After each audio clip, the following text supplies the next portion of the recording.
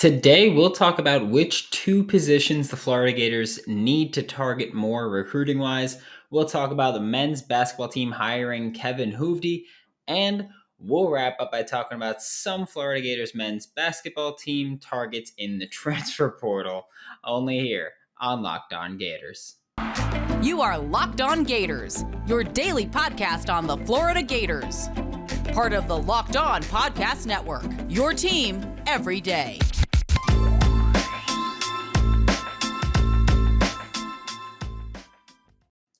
Hello and welcome back to another episode of Locked On Gators, part of the Locked On Podcast Network, your team every day. Thanks again for making Locked On Gators your first listen of the day. We are available daily and free wherever you listen to the podcast. Happy Wednesday. I'm Brandon Olson. You can find me on Twitter at WNS_Brandon. Find all my written work with Whole Nine Sports.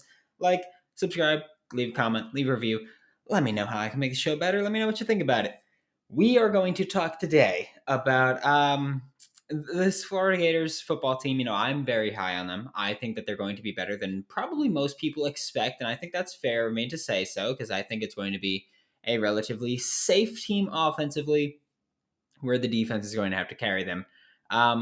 But there are still weaknesses on this team, of course, which we will talk about later. We've talked about it a little bit, but we'll talk later. And what I want to talk about today, though, is that there are some positions where the Florida Gators need to target them heavily for the 2023 and 2024 recruiting cycles. This is more about depth and talent on the current roster and where we'll be next year and in future years. We knew when the Florida Gators hired Billy Napier to be the new head coach out of Louisiana that the first year was probably going to be a little bit of a rough year. Again, I'm higher on the team than most, but the thought is this is going to be a little bit of a rough year, and that there needs to be talent added to this roster. But I'm not talking about immediate talent. I am talking about the future here. We'll take a look at which positions Coach Napier needs to focus on while on the recruiting trail, because I want you to keep in mind here, this doesn't really have to do with this year. That's why I said for 2023 and 2024. This doesn't have to do with what positions are weak this year. That's not what we're talking about, or what positions are strong this year. This is partially about the talent on the current roster, but only in the extent of who will have in the future. Because you could look at right now, like one of the positions is edge. So you could look at edge, and I think this one is obvious where I say the Florida Gators need to address this position in recruiting for 2023 and 2024, because I've pretty openly said about this edge group that the Florida Gators have right now. It's Brenton Cox Jr., and then it's a bunch of guys headlined by Princely Umanmielen and Chief Borders. But behind Brenton Cox Jr., it's a toss-up where you're just banking on potential. Princely Umanmielen, he is an edge guy, but he's also going to be playing some interior defensive line. Chief Borders, that's just strictly upside that we're talking about here. He's not someone who's got a proven track record by any stretch of the word amongst Florida Gators fans. So that's something where the Florida Gators, we've got some depth, but there's not a ton of talent. Like we don't have a ton committed here right now. We've got one edge committed for 2022, none for 2023. 2023 only has one commit in general, and it's a skill position, wide receiver DB. So we're looking at right now an edge group that is not deep at all right now. It's not. I mean, two of the edges have gone to play tight end during the spring, so this is not a deep edge group by any stretch of the imagination. Brenton Cox Jr. is a very top-heavy player, not in the sense of like his physical build, but in the sense of he's very good, but behind him, it's question marks. I love Princely Umanmielen. I do, and I love Chief Borders, and I love what Chief Borders can do, but behind them, it's just question marks. Next year, we've got Princely, and we've got Chief Borders, but you always say when you look at an edge group, you need three good pass rushers. The Gators are lucky that this year their interior defensive line group has someone like Javon Dexter who can kind of rev up that pass rush and get things going because they need the help. But edge, long term, it's all a toss-up. It's all very murky right now.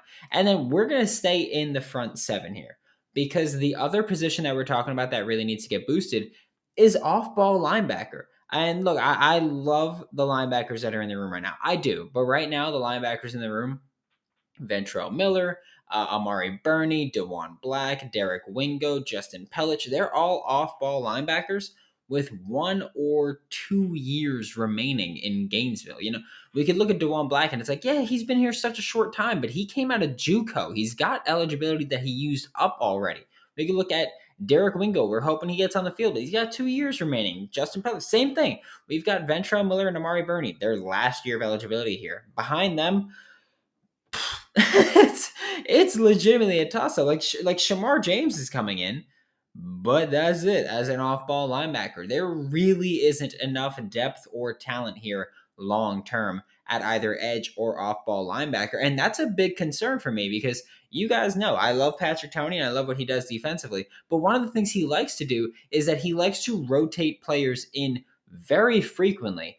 And that's a little bit of a concern when you talk about the depth here, because right now I think this year we're fine depth wise. I do. I think this year's okay because we've got guys like on the edge. Like I am fine with Lloyd Summerall being our fourth edge rusher. That's not an issue for me at all. So I'm fine with that. Off ball linebacker, I'm fine with everybody we have right now. Almost everybody we have right now playing a decent amount. I'm fine with that. But when you look at the future, there are a lot of positions that are going to need to be filled on this Florida Gators team. And obviously, I get it. That's what recruiting is for. That's what the transfer portal is for. That's what high school recruiting is for. I get that. But edge and off-ball linebacker need to be prioritized a lot. And I love the corners that we're looking at. I love looking at so many of the corners.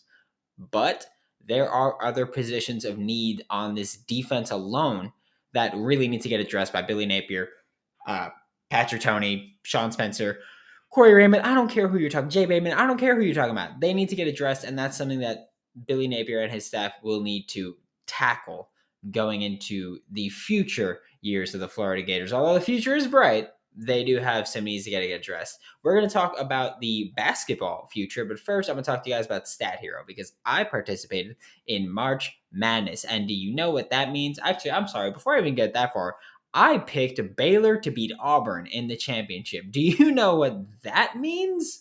Yeah, my bracket was demolished the first weekend. So, me. That was really fun. But Stat Hero's NCAA single game pick'ems paid star players against each other in a hybrid of fantasy and sports gambling. Stat Hero, they give their gamers a higher chance of winning because you eliminate the mystery of who or what you're going against. Sign up for free right now at stathero.com/lockedon and use promo code lockedon for a 100% deposit match on your first deposit or your next deposit. That's stathero.com/lockedon using promo code lockedon for a 100% deposit match. Terms and conditions may apply. It's spring break time. We're getting ready for the summer. We gotta eat right.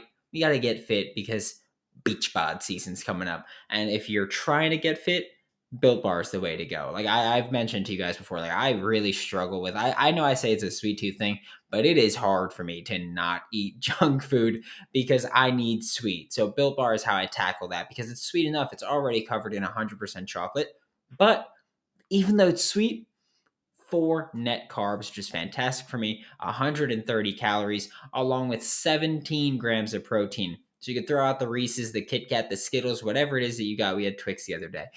Built Bar is always coming out with new limited time flavors too, so that you will never get bored and you don't gotta feel guilty. Use promo code LOCKED15 to get 15% off of your next order. That is locked, LOCKED 15 to get 15% off of your next order with Built or BuiltBar.com. Thanks again for making Locked On Gators your first listen of the day. We are available daily and free wherever you listen to podcasts. We're going to talk about this Florida Gators basketball coaching staff now because obviously, as you all know by now, Mike White left to go to the University of Georgia, which is fantastic for Florida because it saved them money. And it's funny because I realized, I literally just thought about this, where Florida's hired Billy Napier and they've hired Todd Golden, and it's like these meticulous guys where they want to get the most out of the least. We're looking at analytics. We're looking at how to win within the margins. And Florida is getting money for Mike White leaving Georgia. And we were like, oh, they're going to make a big hire now that they're getting that money. Nope, they're still going Todd Golden. They're still making the most out of the little. But Todd Golden has hired his first assistant coach, and it is Kevin Hovde. But the thing is, who is Kevin Hovde? Kevin Hovde is now the assistant coach of the Florida Gators, but he's got plenty of experience coaching alongside Todd Golden. They've worked together for 7 years in total. They were both assistant coaches for Columbia University in New York from 2012 to 2014 before Todd Golden left that staff to work under Bruce Pearl at Auburn. Then Todd Golden went to San Francisco, and that was causing them to reunite because they reunited in San Francisco from 2017 through the 2020 to 2021 college basketball season, when Hovde would then take the role with Richmond, and then, of course, now Todd Golden is in Gainesville as the head coach of the Florida Gators men's basketball team, and he brought his buddy with him. He took his guy with him, similar to how Billy Napier took Patrick Toney with him from Louisiana to Florida. Todd Golden did the same thing with Kevin Hovde. He brought Kevin Hovde from, well, I mean, at this point, it was from Richmond because there was that 1 year at Richmond, but he took him with him to Florida. And that's great because I know that a lot of people have kind of bashed the hiring as Todd Golden. He's a young head coach, an inexperienced head coach from a mid-major that's coming to a major program. His biggest assistant should be this big name hire. And I get when people say that. I understand when Florida Gators fans are like, we need to make a big hire. We're the University of Florida. I understand that. We're University of Florida. We need to make these big hires. We need to be an elite program immediately. But here's the thing that I'll say. Because I know that we talk about this high potential, high risk, high reward, high, or whatever you want to call it. There's a very smart gentleman that we all know and love at this point, and he's got a saying that I want to bring to you, and that is "Scared money don't make money." It's also a great song, by the way. YG, it's dope. But scared money don't make money. We're gonna roll with who we know is good. I don't care how much you cost. I was fine with a big time hire. I am fine with cheaper but higher risk hire. I don't care about it. If it works, I don't care. It's just, it means nothing to me. If Todd Golden thinks that Kevin Hovde is going to be his guy and it works, then so be it. And we're going to take a look at what this system will be. We will take a deep dive into the system, but not today, because Todd Golden has said that his assistant coach will run the offense. He's said that. And he's called Kevin Hovde when he hired him. He said he's one of the best offensive minds in basketball right now. And look, Todd Golden is widely regarded as a very smart man. If he thinks this dude's smart too, then so be it. I have no issues with it. Kevin Hovde, I am fine with it. But what we will say right now, we're going to take a very brief look at it, an abbreviated look, if you will, about what this offense will look like, because Kevin Hovde, he's coming from Richmond, and he's going to bring that Richmond offense, I think, where it's going to be a Princeton offense. That's what we're going to do. It's a Princeton offense, but it's kind of modernized, I guess would be the word for it. It's relevant to today's basketball, but it's still the Princeton offense. And we'll see who else the coaching staff adds, because that will obviously alter this offense. But for those of you who don't know, the Princeton offense, I mean, it's really like when you think of Princeton, you think like smart, simple, fundamental stuff. That's what the Princeton offense is. The Princeton offense is fundamental basketball at its finest. It is motioning, cuts, screening, creating open shots for your teammates, whether it's on or off ball screens. They're going to be multiple ball handlers in this offense. That's something where we didn't see that a ton with Florida. Last year we saw Tyree Appleby a lot. We saw Myron Jones a lot. We saw the point guard be the primary ball handler, and we will see the point guard be the primary ball handler, but we'll see a more evenly distributed playmaking load, I guess I'll say, or playmaking role here, because it's going to be multiple ball handlers. The offense is going to attack the paint, and if defenders want to help in, then there will be passes out for open threes, because as we all know, I mean, you could say it with me if you want, the most efficient shots in basketball are around the rim twos and catch and shoot threes. So that is exactly what the Princeton offense of today tries to get you. They try to get you quick and easy open layups, and if the defense wants to crash in, then they want you to pass out from inside the paint, and they want you to get that catch and shoot three. So that's exactly what this offense is doing. And I think right now when you look at the staff or when you look at the roster, it's very very hit and miss. I think the big men right now are not really Princeton offense kind of guys, because the big men usually in the Princeton offense, you stand around the free throw line, top key, and you have to distribute the ball. That's not something that we're really getting here. But again, we still got people to add, and we're going to talk about who the Florida Gators are looking at. We have two names that they are interested in, and one name that I think they should be interested in. And we're going to talk about those. But first, I'm going to talk to you guys about Rock Auto, because today's episode is brought to you by Rock Auto. With an ever increasing number of makes and models, it's now impossible for your local chain auto parts store to stock all the parts you need. Like, why endure the often pointless and intimidating questioning? Like, is your Odyssey an LX or an EX? I don't know the difference, dog. I'm gonna tell you now. I don't know the difference. You don't have to wait while the person behind the counter is looking for your part, only to tell you we're gonna have to order it in. No, just order it yourself. It's fine. You have computers with access to rockauto.com at home and in your pocket right here. I mean, mine's not in my pocket, it's on my desk, but you get the point. Save time and money when you use Rock Auto. Go explore their easy-to-use website today. So easy, a Brandon can do it. Go to rockauto.com right now to see all the parts available for your car or truck, right? Locked On. How did you hear about us boxes? So they know exactly who sent you, with amazing selection, reliably low prices, and all the parts your car will ever need. Visit rockauto.com.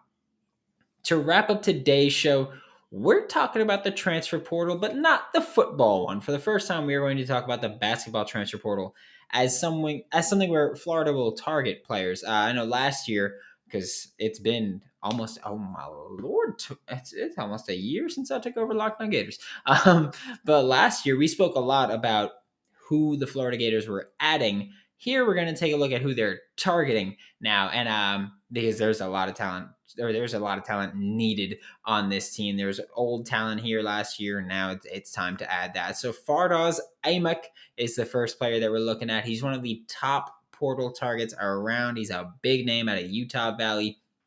Florida is interested in him, and yesterday it came out that he will begin taking visits with colleges. We know that there are a ton of schools interested. I know Texas Tech is one of them, because Locked On Texas Tech is all about him. But guess what? I want him more. So, deal with that. He averaged 18.9 points per game and 13.6 rebounds per game this past season. He hits Todd Golden's targets for effective field goal percentage, turnover percentage, offensive rebound percentage, and free throw rate. And if you don't remember what those are, effective field goal percentage takes into account your threes and twos, and it weights your threes. Turnover percentage is pretty self-explanatory. Offensive rebound percentage is pretty self-explanatory, but it's usually a pretty low number. We have the number that Todd Golden wants as a team, not really as an individual, but he's got a very high individual number, so we know that he will help this team. And free throw rate is the amount of free throws you take compared to how many field goals you attempt. And I am looking at those numbers because Todd Golden has said that's what he wants from his team. So if we find a team where all of those players are analytically sound players, then we are going to get the results that we want. He would be able to step in immediately for the Florida Gators and immediately be one of the best players, if not the best player on the team. The only area he doesn't really hit Todd Golden's target numbers is as a three-point shooter. But even then, he hits the target as efficiency-wise.